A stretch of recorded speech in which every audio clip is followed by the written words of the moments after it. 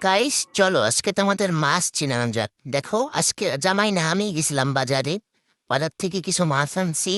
এই যে দেখতেছো ঢালতেছি, এটা হলো নদীর মাছ, নদীর ফাঁসে মাছ।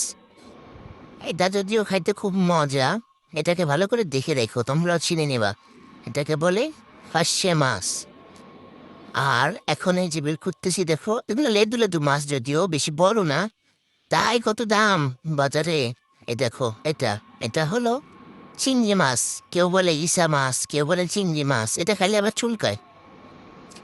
আর এখন বের করব হলো আমার পছন্দের একটা মাছ, যেটা অনেকেই খায় না, কারণ এটা মানে এটা হলো এত কিউট, এত কিউট, এত নরম যে অনেকে খাইতে পারে না। কিন্তু আমি এই মাছটা খুব পছন্দ করি, আমার জামাই খুব পছন্দ করে।